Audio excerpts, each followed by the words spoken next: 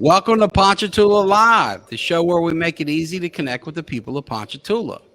I'm your host, Parker Layrisson, and I've got a phenomenal guest today who's going to share her own incredible story and also update us on the perhaps most important institution in town, Ponchatoula High School. You can see I'm wearing my green.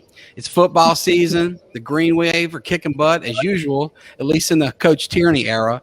Those of us with gray in the beard, lived through different experiences.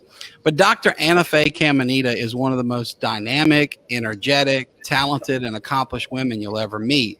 She's got a vision for PHS that's not only intended to build on the strong traditions we have at that place, but also take our school to the next level. And she's got a keen eye for talent. She's got a great team that I'm hopeful she'll tell us about, because several of my old classmates are now roaming the halls there. But I just can't say enough good things about what's going on at PHS and about the woman who's running the show. So with no further ado, I bring to you Dr. Faye Caminita, the principal of Ponchatoula High School. Dr. Caminita, welcome to the show. Thank you so much for having me, Parker. I'm excited to be a part of it. Well, thank you for being here. And why don't we kick off with you just telling us a little bit about yourself and your background? Sure, I'll be happy to. I am a lifelong educator. I've served in numerous parishes such as St. Charles Parish, Jefferson Parish. I've worked in Orleans Parish for a very large part of my career. I also worked at the Department of Education, and now I'm here in Tangipahoa Parish Public Schools, and I'm loving being here at Ponchatoula High School as part of the Green Wave team. Wow, that's great. So you can bring so many different ideas that you saw elsewhere, see things that worked, didn't work. That's really an asset to our school. That's absolutely what we do, Parker, in education. We borrow from others what works, and we leave with others what is not working. So at the end of your career, you have a plethora of great ideas and strategies that you hopefully take along, in your tool belt. Yeah, that's not unlike my career in law. I've worked in federal court, state capitol, you name it. And each place you pick up something and you notice what's not working, and you put together your own little toolkit on how you're going to approach your next case. And it's interesting that you educators approach it the same way. Why don't we do this? Because we're going to get into all the great things that you and your team are doing. I know you've got over 2,000 students over there. There's a lot going on, a lot to talk about. How you guys have overcome things like COVID and hurricanes and all the challenges that have put before you. But before we get to that, why don't we go into a flashback and tell us about your own years in education as a student? Tell us about your childhood, kind of who you are, where you're from, and what it was like growing up for you. Oh, not a problem. I grew up on the West Bank. I did attend a little Catholic school along with my twin brother and my older sister. My mother worked at the school, so it was more like a family school, kind of like how it is here at Ponchatoula, where the teachers are their aunts and uncles and those kinds of things. I went from there to Archbishop Blank, which was a Catholic school on the West Bank, and then I attended Our Lady of Holy Cross College, and then went to Walden University online for my doctorate. And all throughout those experiences, I've met great educators and peer students along the way that I'm still friends with today, actually.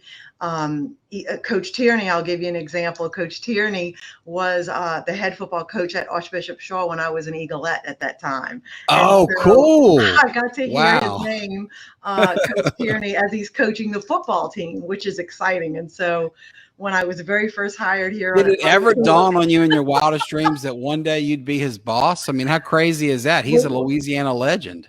I am not his boss. He works for Ponchatoula, and so do I. And so, I love it. It's exciting to be a part of the team at a collegiate level with him. Right. Because he's from my past. So that's cool. As I've said, I have many educators who were actually teachers of mine who are colleagues and have been colleagues with me. It's been an exciting time. Yeah. Well, it's interesting to hear, like me, you've got this Catholic school background, and then, you enter public schools and you have so much vast experience everywhere.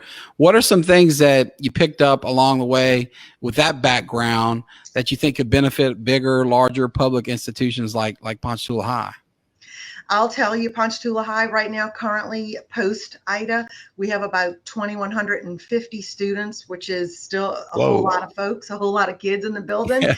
And this is the largest institution that I've been a part of. I will tell you that the team here at Ponchatoula is the way to go. I have assistant principals who have a plethora of experience. They're very knowledgeable, they're professional, and we work together as a team. Even though I'm the principal, we're all team members together, and we work that way. And so I'm just excited to be a part of that. Now, in the Catholic world, it's the Catholic school. It's the same here as Ponchatoula. Our kids are the same. They just attend different schools. So I'll give you an example of that. When I was in high school, there was, of course, a dance team and cheer and spirit squad and band. And here at Ponchatoula, we have those same extracurricular activities. And the kids are doing very similar action steps in their clubs, per se, to have fun. Like Spirit Week's getting ready to come up for homecoming, and I need to get a couple costumes because I do want to be part of that fun with the kids. And so we did that back in high school, and I'm excited that, you know, here at Ponchatoula, that those traditions live on. And so so Spirit Week, do y'all still do the big pep rallies with the spirit stick and all that? Believe it or not, we are going to have a pep rally Friday outside on the football field. Oh, wow. And I know since the pandemic and all that is kind of been shut down, but we're going to go out on the football field, and we're going to present the court. We're going to have some fun. The kids are ready. I'm ready. That's so great for those kids. Some of my best memories at PHS were the pep rallies, the spirit stuff. I mean, it was great. So I'm so glad to hear you're keeping those traditions alive. Folks, we've got some comments coming in already, and I want to share them with Dr. Caminita as well as our other viewers. We've got our dear friend and school board member, Robin Taylor Abrams, on here. As you can see, Dr. Caminita, Robin says you're doing a great job. Thank you. Thank you. Robin, thank you for tuning into the show. And speaking of a great job, I want to give you a plug. In addition to the great work you do for the school board, you do such a great job for our team at TARC fundraising. That's such an incredible organization. And you're a very special Miss Louisiana pageant, first of its kind in the country, has been an incredible fundraiser for our organization, but also just a community event that's so special to so many little girls and families. So thank you for doing that. I also noticed Robin's got a second. You know, Robin, if you know, she's got to take a dig at my PHS green blood, and she points out that you were a Laranja High School Wolf first. I was. I had a great time at Laranja, hands down. It was a fun time. Robin, I love that you did that. You also, Robin points out, Penny Power starts in October in the schools, and that's a very important fundraiser to help support families and people with special needs. So please, folks, if you have the ability to get, I know times are tight, we've got hurricanes and COVID and tons of economic problems, and nobody's hit harder than special needs families in that community. So if you have the ability to give, please do. But Robin's not alone. We've got several other commenters. Miss Lizette Bishop Melton.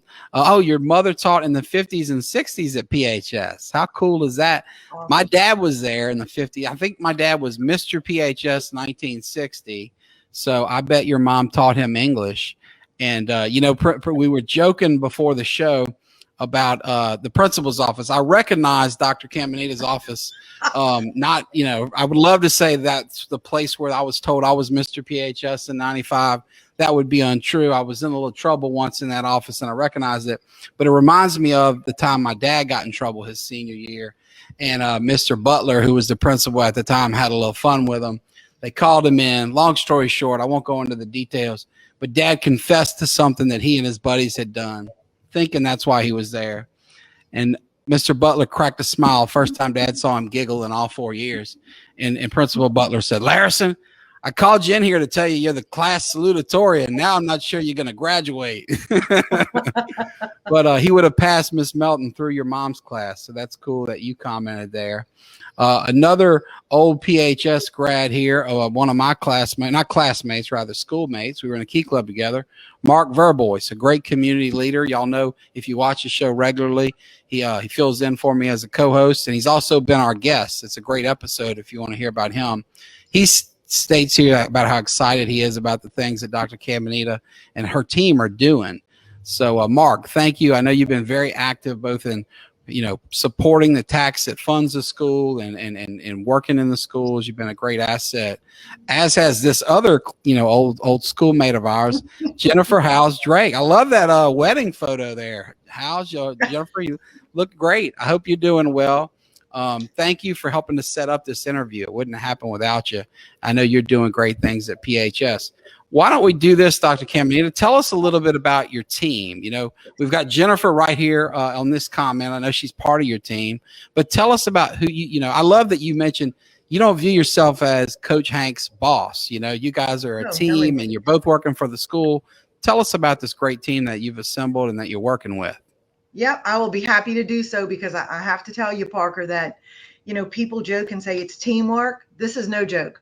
It is absolutely 100% team work, not just the admin team, but the teacher team and the student team. So I'll tell you a little bit about our admin. So we have 6 assistant principals here at Ponchatoula High School. We have Miss Christy Atkins, who's primarily over our 12th grade students. We have Miss Brandy Daniels, who's over our 11th grade students. We have Mr. Curtis White, who is over our 10th grade students. We have Dr. Keith Sanders. He's new to our Ponchatoula Greenway family. He is our 9th grade freshman academy assistant principal. We have Miss Lula Williams, who handles all of our career and technical education students and teachers. And we also have Christy Gill, who works with our special populations. So those individuals each own responsibility for specific departments within Ponchatoula. So they're technically a principal of that department, and we work together. So under no circumstances do I make all the decisions in the school. We talk about important decisions that are made and how we're going to move forward here at Ponchatoula on a weekly basis in a pretty formal admin meeting.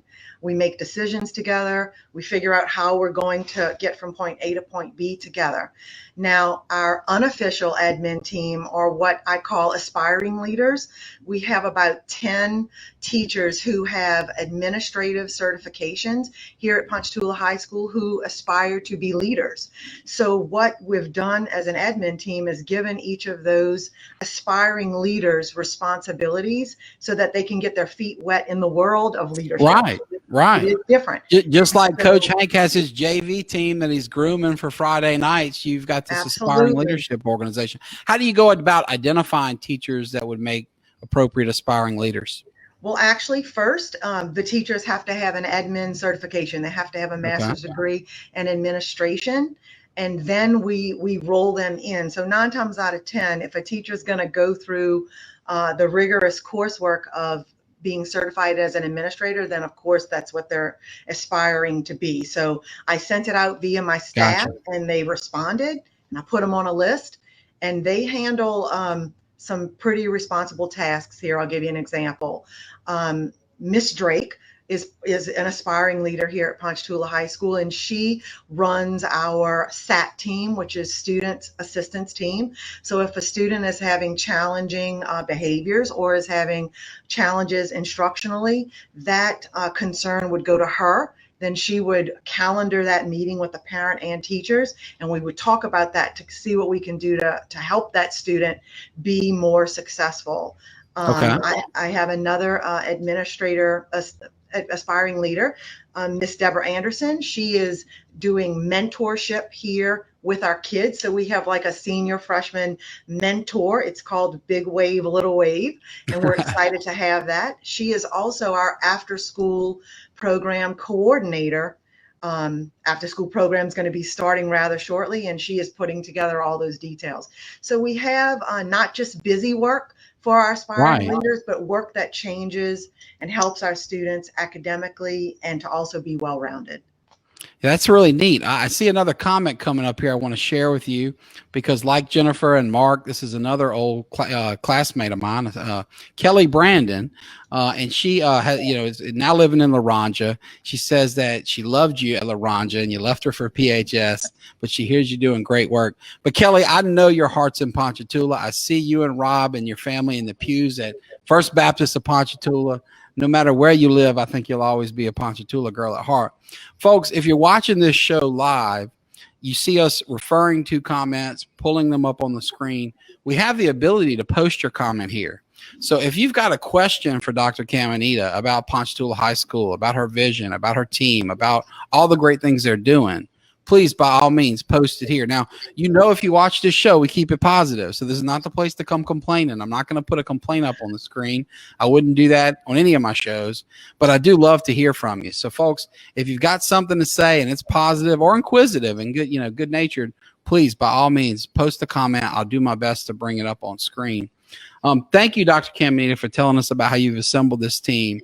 It sounds like from a leadership perspective, your team's not only big, quantity's there, but the quality is. When I hear about folks like this, I mean, you mentioned several people, Miss Atkins was teaching when I was in school, so I saw in action, how good she was. Brandy Daniels was my classmate for 4 years. We're dear friends. I know how talented she is. So I can tell you're putting together an all-star roster. What about the next level of your team? Because with 2,000 students, and you just mentioned, I think, 16 administrators or administrators plus leaders combined, how many teachers do you have, and how do you organize departments? Tell us a little bit about how the academic faculty works. Yeah, I'll tell you, Ponchatoula wide, everybody, cafeteria workers, paraprofessionals, you name it. We have about 180 folks here that help service and grow our Ponchatoula school here. To work with teachers academically, let me share a little bit about what we do. So currently, we're meeting on a weekly basis. It's called Professional Learning Communities. They happen on Tuesdays.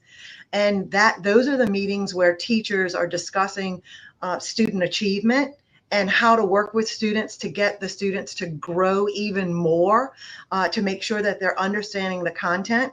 We also take a look at lesson plans during that time to make sure that we're on pace with what the state's asking teachers to teach and what the state is asking students to be able to know by the end of the year. So we are making that a priority. Right now, the school performance score from a year or so ago, before the pandemic and all that fun stuff, was a B, and a B is a great score to have.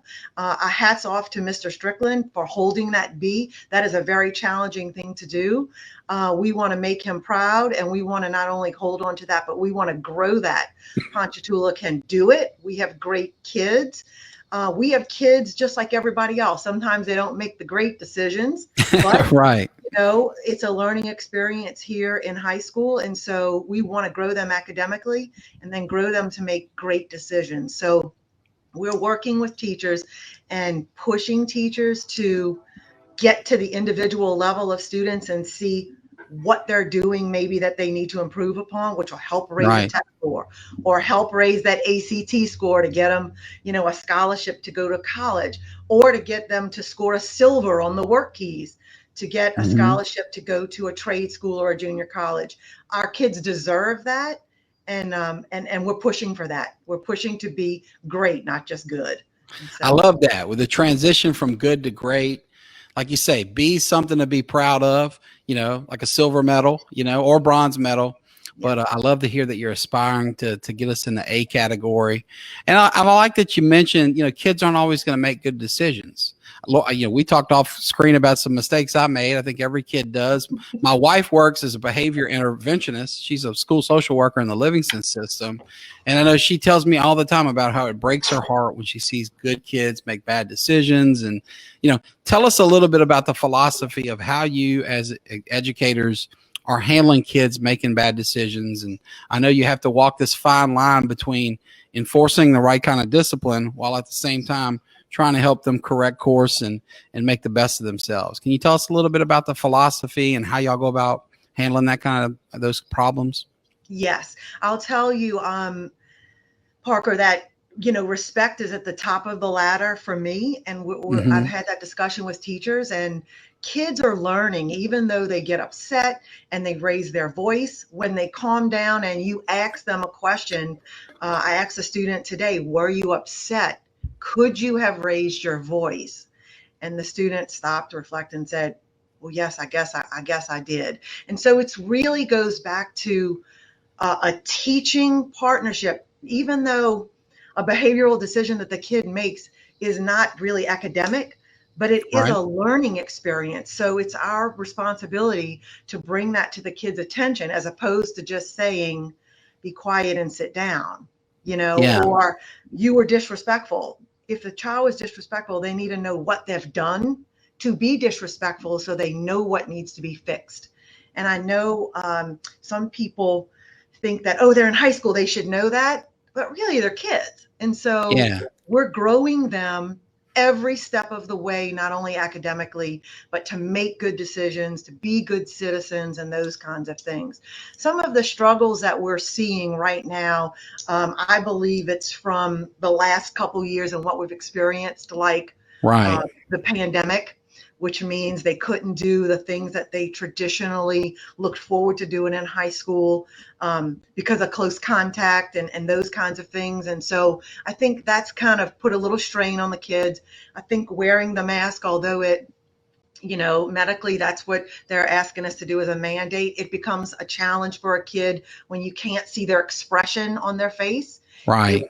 It often makes the children feel like, oh, she doesn't care. And it might not be that the teacher doesn't care, it's that she can only see a quarter of your face, your eyes. Right. And Right. so between that and now the hurricane, which has hit and has still students displaced, maybe living with relatives or family members, or even out of our district, our area right now, that is a challenge. So our children they're dealing with all of that and trying to Hmm. enjoy high school. And that's a challenge.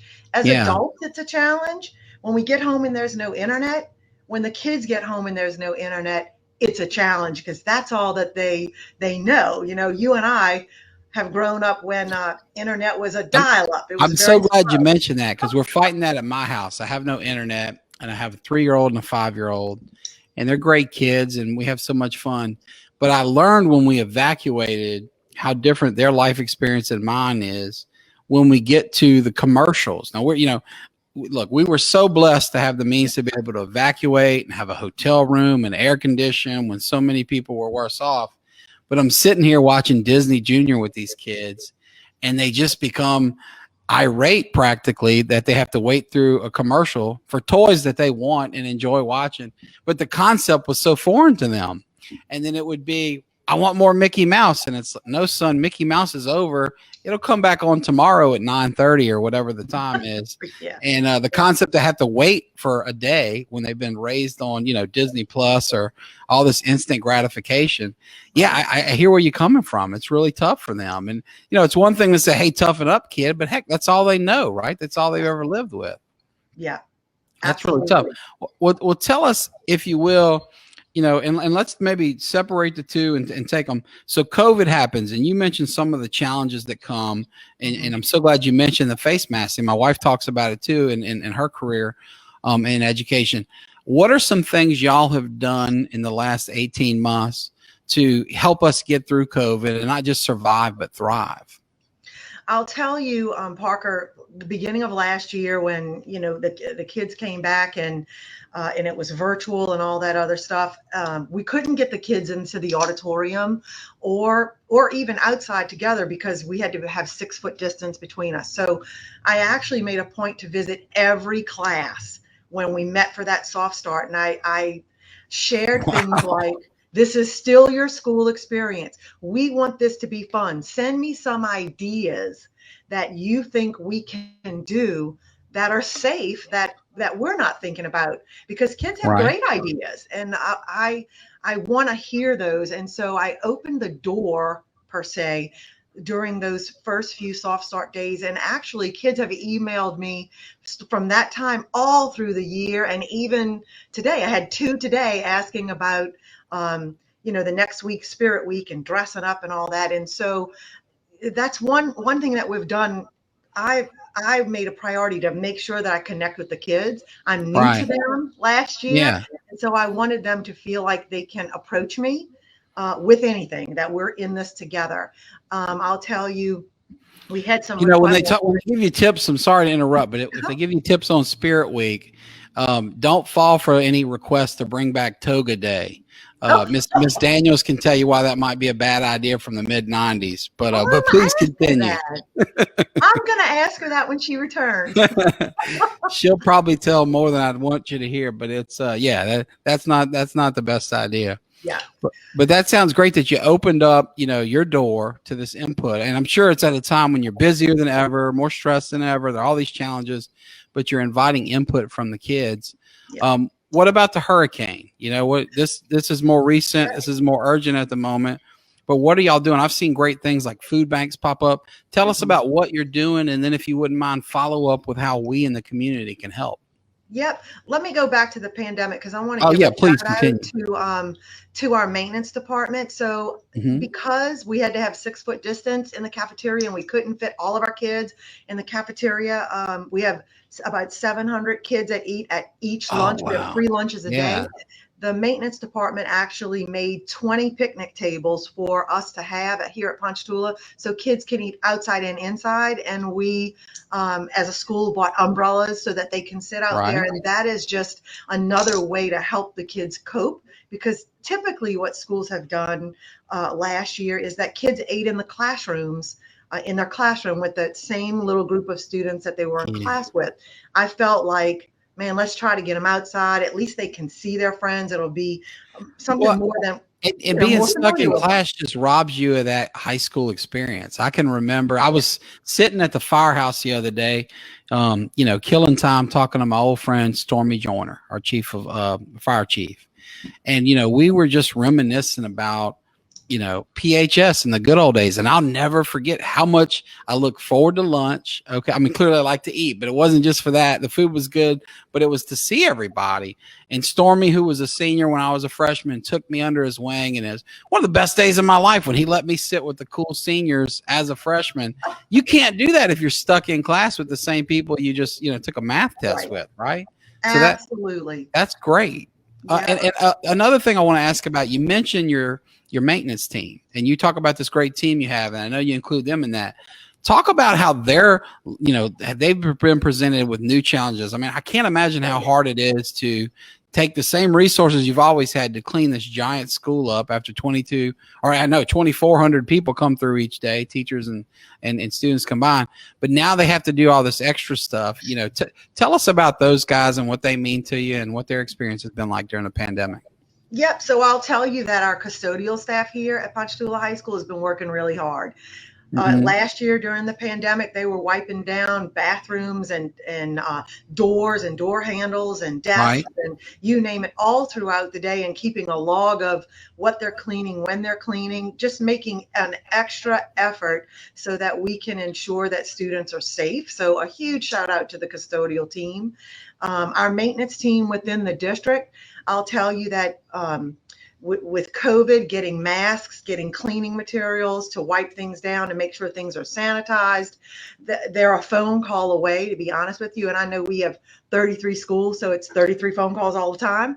And so I know that they're bombarded, but a huge shout out to them. They're here when we need them, and it is hard work. Since the hurricane, we had some roof damage.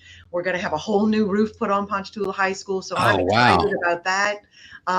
We no longer have carpet in the hallways here at Ponchatoula High School. The carpet was wet, and so we're figuring out what we're going to do about having a floor and those kinds of things. And the maintenance department has helped. There are challenges along the way, of course, as we know, in our home and here also at school, but the maintenance department, Mr. Brett Schnadelbach up at the district, Ms. Stilley, Dr. Hurst, and Mr. Jenko are a phone call away, literally, whenever we need anything, whenever I need anything, they are right there. In some educational entities, your elite staff at the top, or actually at Tangipahoa, they're at the bottom because the students are on the top. When you call in different organizations, it's very hard to get the superintendent or the assistant superintendent on the phone. And I can tell you that I can pick up the phone and call Miss Stilley, and she will pick up and listen to me. And so will Mr. Ron and Dr. Hurst and Mr. Brett. So a huge shout out to the Tangipahoa team, hands down. Well, I'm glad you mentioned that. But I hear so many good things. I have the great privilege to work on a day-to-day basis with Dr. Danny Williams, who's a former Ponchatoula Elementary a principal, as well as my PHS teacher, but he made it up the ranks. I think he was director of curriculum. And he's really said some nice things about the folks that you mentioned. They were colleagues of his, and I know he was very excited to see them assume leadership, and they're doing great work. And thank you for sharing that. What are the other challenges that are kind of unique to this time in education? What are some things that old folks like me with gray in the beard might not understand about the modern, education experience?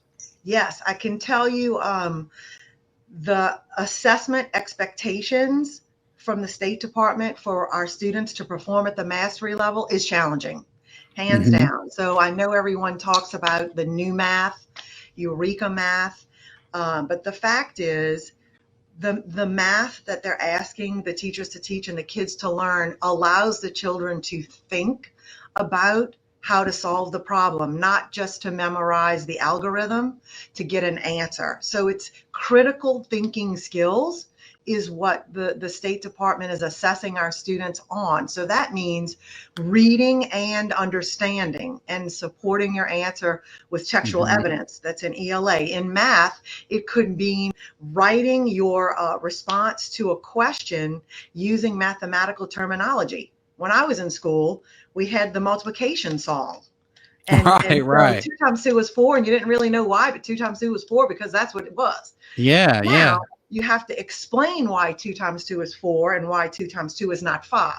So the critical thinking process that's involved in our standards today is much more rigorous than it has been in the past. I do believe it will successfully prepare our kids for higher education and the work world, especially in those higher service industries such as engineering. Here at in education, we have STEM, science, technology, engineering, and math, and that prepares the kids for critical thinking. So we are working in the right direction, but we have to make sure we have all the children in our hands as we move forward. Well, you mentioned kind of the transition in math in particular, because that's the thing you hear people complain about all the time. You turn on Facebook, you see somebody post, and all these fights over.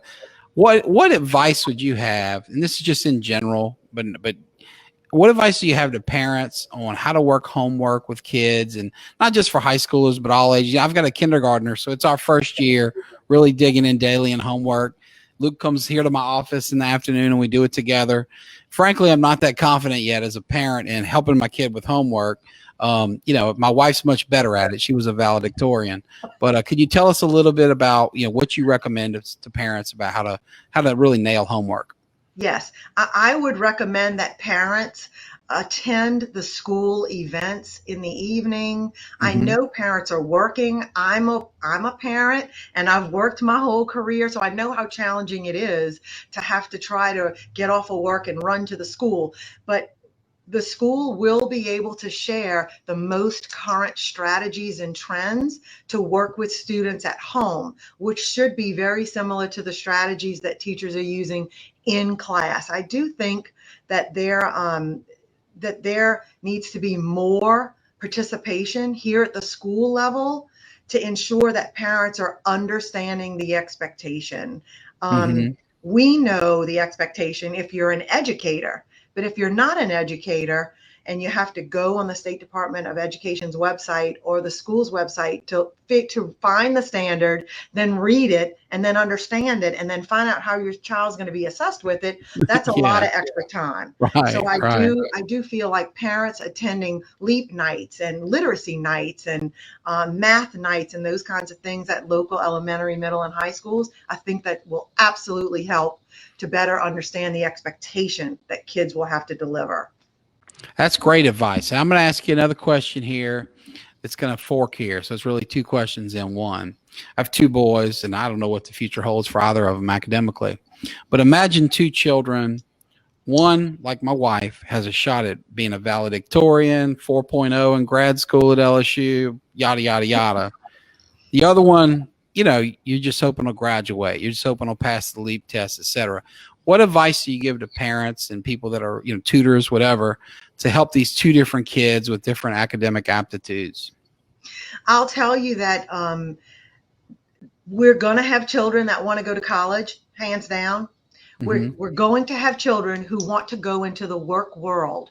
Our responsibility here in education is to prepare them to have options when they get to be that level. For example, if the student's going to go to college, I think that's great, but it will not hurt them to have credentials on their resume that can help them get a job, a high wage, high demand job while they're in college. So it's not necessary to box students in to say, okay, you're going to go to college, so you don't have to worry about getting, a certification. That's not the truth. All of those things help prepare and grow well-rounded children to be productive adults and to be able to have options. So my vision is that when kids leave high school, they have options, not just the one track that they may have prepared for, or the one track maybe that their parents want them to achieve. We have to make sure that, kids are doing what they want. You're going to have a great adult life in a job if you're doing what you love, but you're not going to have a great time carrying out a vision that someone else loves, but you don't love. So it's important to listen to our kids, probe their interest. You can get, into Topps University and go to college and also have a CTE certification in welding. You can also have CNA on your resume. Those types of things help. So making sure that we're looking at that higher achieving child and maybe that child that doesn't like school with the same visions, options for their future. Yeah, that's a great approach. Well, you mentioned how much a career that you love can impact the future. You clearly love what you do. I mean, we can hear your passion for education in every sentence you utter. When did you know? Was there an aha moment that you knew you'd wanted to be an educator? Tell us a little bit about the genesis of your career. I'll tell you that, Parker, I was not that straight A student. My mother worked with me every evening when I got home. I was one of those struggling readers. But I'll tell you, my mother was not a quitter. She pushed and pushed, and I know you can understand this. And so I'll tell you, throughout my my whole life, I went to dancing school as everyone did. And when I became a high school student and I was able to teach the students and they were learning and they were appreciating and they were looking good and the parents were excited, I knew I could teach. I was a teacher. That's what I could do. And I told my mother and my father, I said, I want to go to college. And they said, you? And I said, well, yeah. And so I went and I had a great experience. I learned a lot about myself and how I learn as an adult in comparison to, other times in my life when I struggled to learn. So I've had it was an eye opener. This is a lifelong decision for me. That's neat. That's a cool story. Well, let's do a comparison here, and maybe we'll learn a little bit about how far we've come in places and other places where we need to turn back to yesteryear. But compare the high school experience, and we're talking generally here now. I know you went to a different school in a different city, and all that. But high school when you were there versus high school now that you're here running the place. In some ways, I'm sure it's better now. In some ways, I'm sure it was better then, but what's kind of your view from your student perspective to now your principal perspective on high school in the good old days versus high school now? I'll tell you, high school, when I was in high school, they were teaching us to graduate. That's what our goal was. We were going to graduate high school, and then we were either going to go to college or go to the work world or have a family. There wasn't a lot of emphasis on what you were going to do after you graduate. Here in high school, that is a totally different game plan. Students are thinking about not only what they're going to achieve in high school, but what they can achieve in their future. I'll give you an example. We have what's called dual enrollment classes here at the high school where students can earn credits for college while they're in high school. Wow. So you can actually graduate from Ponchatoula High School with the first year or more under your belt, free. That's amazing. It is, and it's exciting. So that was not an option I had when I was in high school. but that is an option here. And so not only can you get college credit, but here again, you can get a certification, graduate high school, and because you have that certification, walk into a high wage, high demand job. Wow. Not at the bottom. Whereas, so can you give us else, examples? What certifications are available at PHS? Oh, we have all kinds of certifications. So the students go through what's called NCCER Core. It's like a construction safety course, and from there it branches off to different fields such as welding. So kids can get a certification in welding. We have business. That's a great high dollar career. Welders make great money. Absolutely. We have business courses where kids get certified in different areas, like the whole Microsoft suite. They can have digital media certifications. It's not, those certifications are not easy. I mean, right, of course. We have, electrical courses, electrical 1, electrical 2. If you've ever read an electrical manual, you know that that's not easy to read. So it's very different preparing the kids. We're actually stepping them into their future here at the end of their high school experience. The challenge with that is, Parker, is that some kids, majority of kids, don't know what they want to do. And so because they don't know, they're afraid to explore.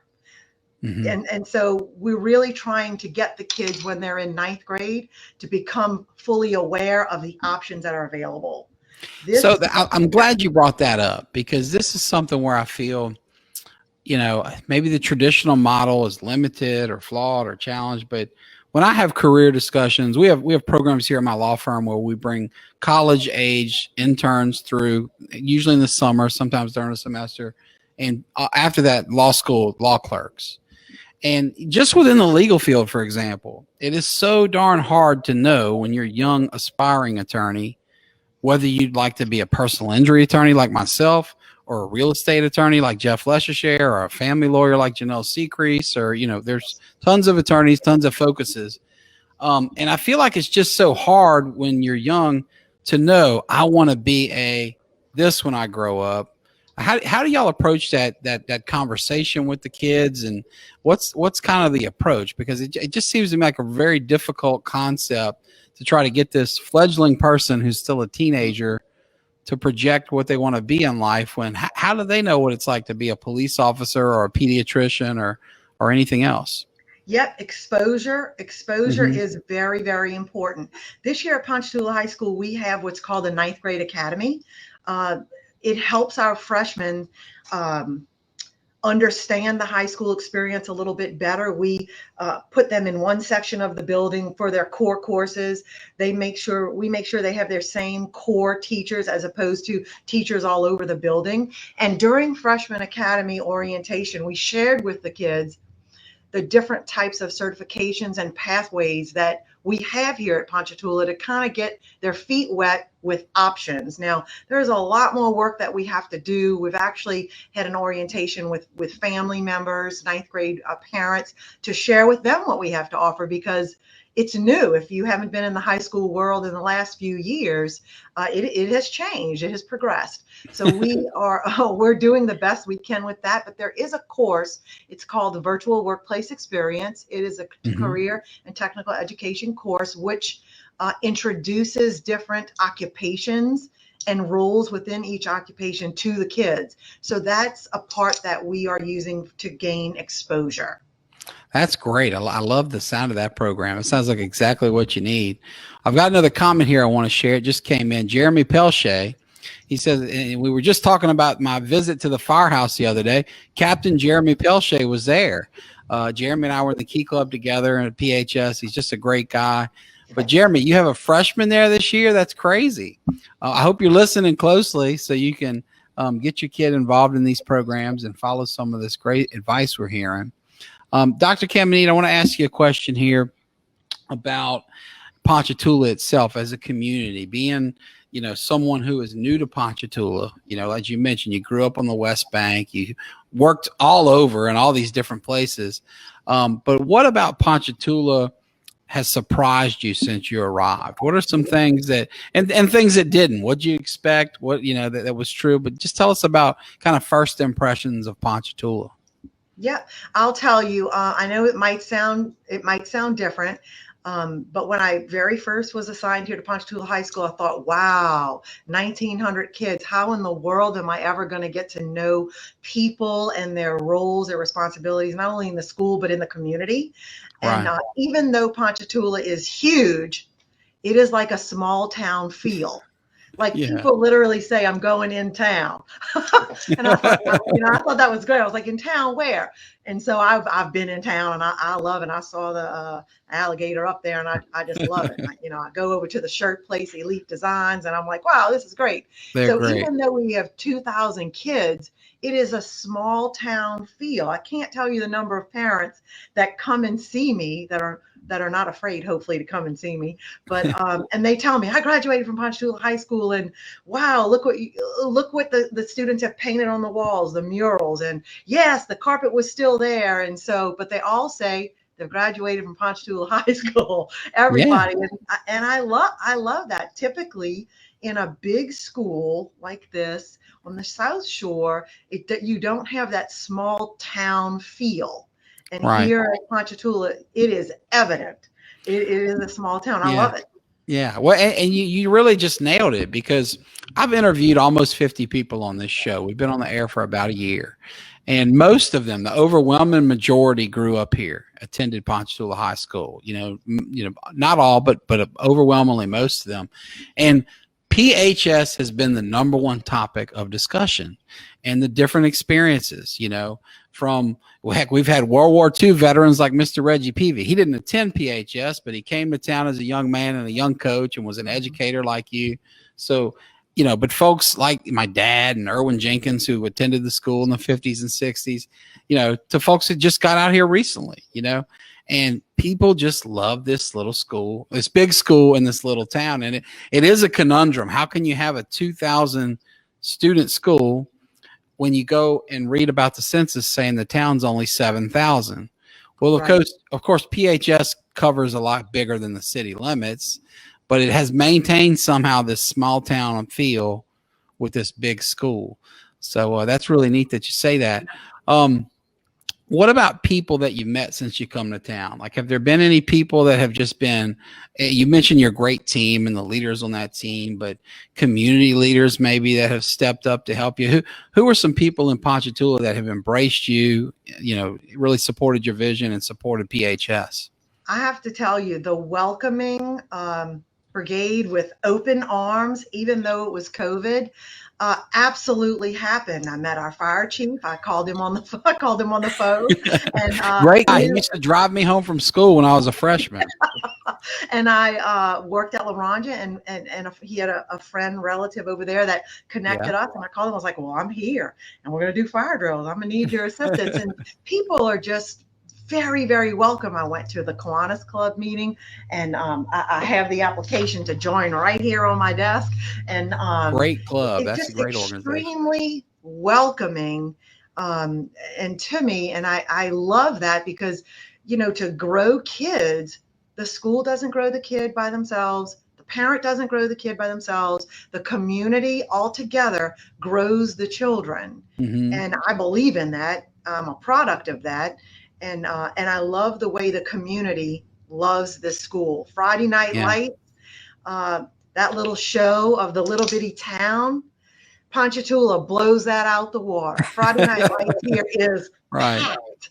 And so Yeah. that's exciting to see. And I love to hear, like Miss Shirley Adams, who worked here and has then since retired, Oh, came and she's told the me, best. Her son Justin and I were close friends growing yeah, up, and she yeah, told what me, a great family. I was a wavette. I was like, all right, Miss Shirley, so that is, Yeah. it's great. I talked about Mr. Strickland, and I can't say enough about him. And he shared with me when he was here in his very younger years, he would cut the grass on the campus. I'm thinking to myself, Yeah. how When did he was you my do teacher in that? the ninth grade, he was still Yeah, delivering newspapers to support his family. He'd get yeah, up at whatever, 4 a.m., deliver papers before he came in to teach. He taught us free enterprise. He taught me how to do my taxes. So when yep, I was making $4.50 an hour at Hi-Ho, he taught me how to, get a refund at the end of the year. It's great. You mentioned, that these guys and meeting the fire chief. If you ever want to talk to some of these old timers that have been around, It would be funny to get their take, because I can tell you, Mr. Allen and Coach Thompson were running PHS when we were there, and I think it's safe to say that none of them predicted that Stormy Dean Joyner would be the fire chief or that Bree Layrisson would be the police chief. So those would have been the shockers of the 90s. And so I just say that, so don't give up hope on any of your kids there. I know you wouldn't, but you just never know where they're going to be in 20 years. It's really fun. I did meet Mr. AJ Bacher. I did meet Oh, him. yeah, what a legend. Yeah, what? He had a lot of stories to share. It was exciting. Yeah. He's amazing. He's just such a great man. You mentioned Kiwanis Club. He's in the Rotary Club with me. They're kind of like brother-sister organizations and you know, friendly rivals, if you will. But yeah, Ponchatoula's never produced a better man than AJ Bacher. He's a true legend. Great guy. Well, tell me this. I'd like to hear your thoughts in education. You know, when you think about, and I guess I'm just asking a question, emotions based on experiences you see as a principal. But I would wonder, you know, what breaks your heart as a principal that you see at PHS? What makes you mad that you sometimes see in the school system? And what just makes you so happy and proud? I know that's 3 questions in one, but talk to me about some of the experiences that can really get you emotional in your job. Yes, I'll tell you, you know, when our kids feel like they can't be successful because they're just not smart enough, that really bothers me, because I know that through hard work, dedication, and belief that you can do it, not just you sort of believe you can do it. No, you believe you can do it and you work hard. I know that you can achieve your goals. And it breaks my heart when kids feel like they can't achieve their goals. And then I'm like, sure you can. Let's look at your scores. How much homework did you study for the test? So I know that they can, because I've done that. And hard work does pay off, but you have to know really what hard work is. And sometimes our kids don't realize that. But I want them to realize that they too can have a future. They just have to believe in themselves and follow through and do what you need to do to be successful. So it breaks my heart that some of them just feel like they're not good enough. And I know that that's not the truth. What makes me excited? It makes me excited when a kid comes in and says, Dr. Caminita, I made a goal on the work keys. And so they know they're going to get a scholarship. Even if they don't use it, they have it in their pocket to use if they want. And so that's exciting. That's why I get up every day and come to Ponchatoula High School, because I know the kids can be successful. And if we can just get them to see that and want it, then they'll do it.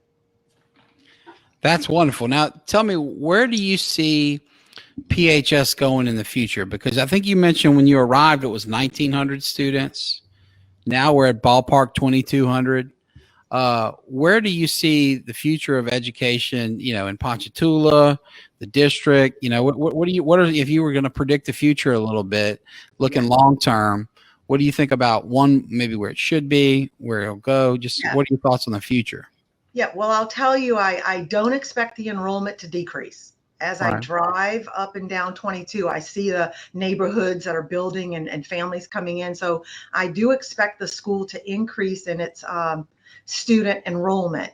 I also know that we are working together as a team to grow students academically. We know that Ponchatoula can be an A. We're working towards that. And not only be an A academically, but be an A to well-round the kids academically, in athletics. What are going to be the keys to get us there? What are kind of the key factors? I think it's drilling down, to be honest with you. I'll give you an example of that.